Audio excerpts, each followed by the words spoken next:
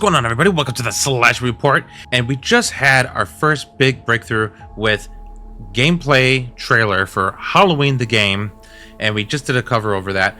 And now there is even more information. During the time of its release, we had a PlayStation blog, and there are some more details that is covered through this article on the PlayStation blog that wasn't told in the trailer. So today we're gonna go ahead and break down some more information and details that were not presented in the trailer.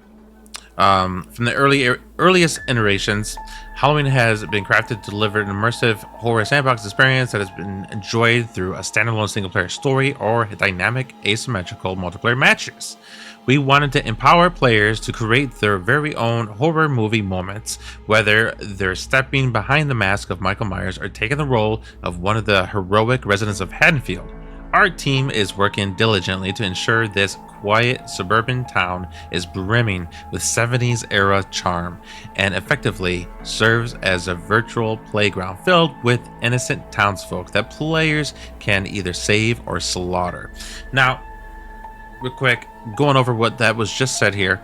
So you get to play the role of Michael Myers or take on the role of one of the heroic residents of Haddonfield. We saw that in the trailer with like about 3 or 4 different heroes, and none of them look like from the movie, right? Because this video game currently, right now, as it states, only has a license for the original movie, but more will be given down the road. Now, it is stated and shown that Dr. Loomis is in fact in the game. He is a playable character. If I would have to say, it'll probably be like Tommy Jarvis in the Friday 13th game, where when you call the cops or if somebody, one of your characters dies, and you get to come back as Dr. Loomis. I would assume that's the case. We don't know yet, but I'm pretty sure when the months come by, we'll know then. But that's something to point out. And there is Laurie Strode. She is in the game as well, but we haven't seen that in the trailer as well. So keep that in mind. There is licensed characters in this game, because that is somebody that mentioned in one of the comments earlier was that, hey, why didn't they bring in the licensed characters? Because they didn't see that in the trailer. Well, it is in fact that there are licensed characters in this video game. Dr. Loomis and Laurie Strode confirmed, and hopefully with the other babysitters as well. Right, so let's go further into it. We got some lovely screenshots here. As Michael, your goal is to find, stalk, and kill the residents of Haddonfield before Halloween night ends, while the aptly named Boogeyman lurks in the shadows, waiting for the perfect moment to strike. The townsfolk NPCs are innocently living their lives, engaged in everyday household activities. In an effort to properly embody the personification of evil, players have the freedom to leverage the terrifying power of Michael Myers to creatively murder anyone unfortunate enough to cross Michael's path. We're offering a shocking amount of gruesome executions that are guaranteed to put huge smiles on the faces of horror enthusiasts like ourselves. We hope players have some fun with our interpretation of Michael's inexplicable tendency to suddenly appear in completely unexpected places and catch victims off guard with Michael's shape jump ability as well. That is a huge part of this game, with a reveal of gruesome executions like Jason Voorhees has in the Friday 13th game. So another thing that we really didn't see in the trailer, in the gameplay trailer, and I'm sure we'll get to see more in the upcoming months, hopefully next month, because with what we got, this is a lot, right? In the month, especially for the month of September. Next month is Halloween, so I would assume maybe we'll get some more details next month. Right now, we have more confirmation of gameplay that there is gruesome executions.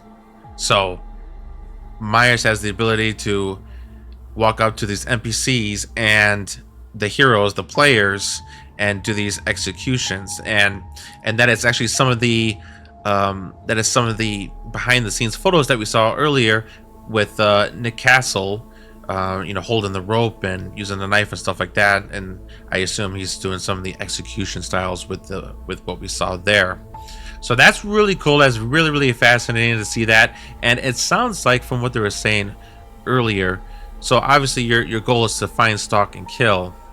And we did see that in the trailer too, where it seems like the whole perspective is in third person view, but when Michael does his stalking ability, he goes into this first person view. So you get to see yourself as the boogeyman through the eyes of the boogeyman in the mask, and you get to, look at your victims that you want to stalk and kill the residents. So that's really, really cool, really exciting concept right there. Also, there's another interesting factor right here, is that in an effort of properly embody the personification of evil, players have the freedom to leverage the terrifying power of Michael Myers to creatively murder any unfortunate enough to cross Michael's path. So it sounds like Michael might have like an exposed status effect, if you will, from a DVD's standpoint perspective, where Michael Myers has the ability to just one-hit kill these NPCs, or one-hit kill the survivors, the players, the heroes. That's something to consider, as a probability. And or that effect might only happen when it comes to the gruesome executions. Maybe you have some time to build up. Maybe there's a build-up meter if you're stalking, your prey and everything. Because what's the purpose of stalking them, right? Like, what are we doing? Like, what benefits do we get of standing outside, staring through the window at these NPCs and having this stalking ability happen? I would assume maybe it would build up a meter. That's my theory. I would assume maybe it would build up a meter, and once the meter's full, then you could perform a gruesome execution. Because if you think about in Friday the 13th game, when we had Jason Voorhees, when you grab someone, you instantly have the ability to do a gruesome execution if the counselor didn't have a pocket knife on them, right? However, this might, I don't think that's gonna happen with this game.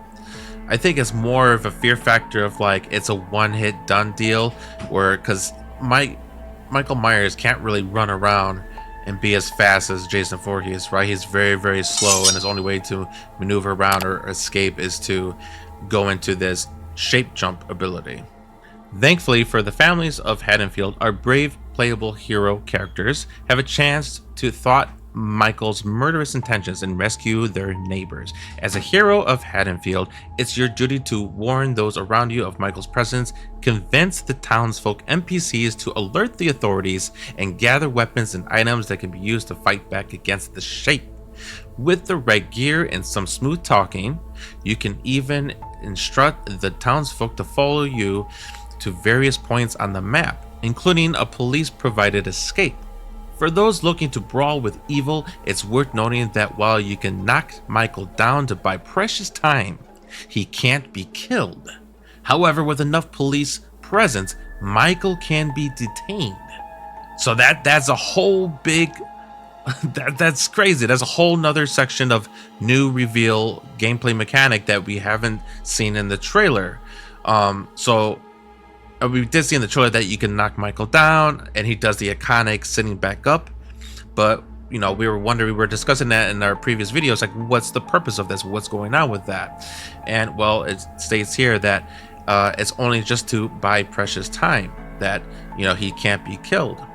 But with enough police presence, Michael can be detained. So it seems like as your objective as the hero, you have to get these NPCs together to escape, get to certain points of the map, including a police provided escape. So there's going to be a section of the map where it's going to be the police provided escape route, and there's going to be other various points of the map that you get to bring the NPCs to, which I assume are some kind of like escape route or safety zone, whatever it could be. And then you get to call the police as well. And with enough police presence, Michael can be detained. So how can you go about getting more police presence? Because it says you have to convince the NPCs, and to alert the authorities. So it's not like you could alert the authorities. You have to convince the townsfolk NPCs to alert the authorities, as it says right here. As a hero of Haddonfield, it's your duty to warn those around you of Michael's presence. Convince the townsfolk NPCs to alert the authorities. Not you, but the NPCs. So you have to go in, break into these, NPCs' houses and be like, hey, the boogeyman's out here, right? You need to call the cops. Bet. And they can also gather weapons and items to fight back against the shape. So once the cops are called, obviously that's when there's a time. There's a timer that's starting to go down. And once that timer's up, I assume, or maybe not even when the timer's up, it says enough police presence, Michael can be detained. So is that every, I don't know, is it every 2 to 4 minutes cops keep coming up in a certain area, or starting to really just flood in the in the whole map? What happens, right? Or is when the timer goes up, is that when the police all show up and then Michael's just automatically detained, where similar to Rush Week's mode of TCM, where you play as Johnny, and when the time runs out, that's when the cops show up and he just escapes that way? Is that what's going on here? Is that what we're looking at? I don't know.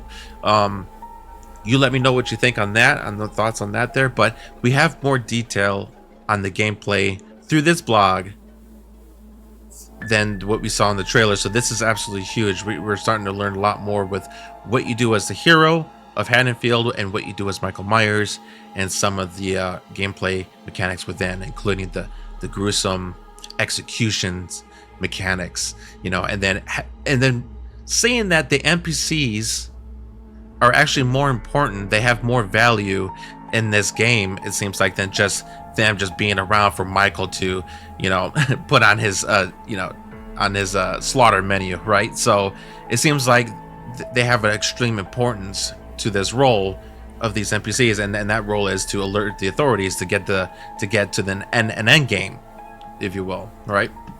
So that's really interesting. Well, hopefully we get to know more about that really soon.